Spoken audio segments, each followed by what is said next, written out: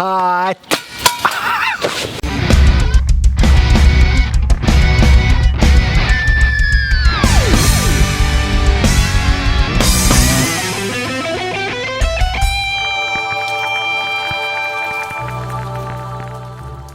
What's up guys, Dan here, Coalcracker, Bushcraft. I'm sure at some point you've tried to get a pot off the fire and you've burnt your hand. You're like, oh, the bail's not gonna be hot, the lid won't be hot, and next thing you know, you're like looking at the bones on your finger because you just burned your skin right off. Listen, happens to everybody. So I'm gonna give you a little hint because we were working recently with making tent pegs, right? So this is the tent peg that we made in the other video, and literally doing that same thing. I'll put the link to that video down below if you don't know how to make a tent peg. You're gonna make that same thing, and it's gonna also be utilized around camp. So if you have a couple extra of these in with your tent peg kit, guess what? You're good to go for cooking also. Imagine that.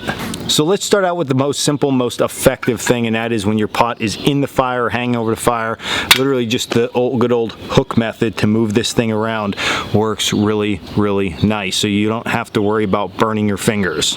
And then to take that one step further, if you have one of these pots with this little handle on the back, it's actually made for pouring. So if you put this on a gas stove, you hold here and here, and then you can pour your coffee. But if it's on a campfire, this thing generally gets scorching hot. So not only can you pick your pot up off the fire with tent peg number 1 or hook number 1, hook number 2 then works great for that pouring action, so you can pour out all of your coffee. Really, really nice. Listen, I'm not done yet. What about these good old things?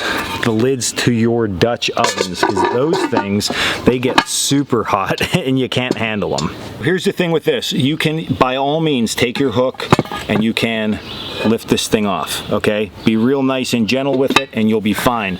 The problem is though, when you hook this right here, okay, right at the top of this peg, it is of course round. So you're putting something round on something, we're gonna say flat, there, a little dome, but it's flat. It doesn't match up correctly. So all you're gonna do is you're gonna take your hook right at that little notch right here, okay? Just look where it hits. And then all that you're gonna do is you're just gonna make a flat spot. Just get the roundness gone, all right? It's a thing of beauty. You get it? It's gone. Watch. We do this. It is super stable now. It's not sliding all around, and you will be good to go. So that little bit on your hook makes a world of difference. And not only will you be great around the campfire to impress all your friends by taking this out of the fire with probably your burnt bread or whatever you're trying to cook in there, that you got the pot too hot, you're gonna then also be able to lift that lid off and smell all that burnt aroma just coming out of there. I'm just kidding, everybody, okay? Just kidding.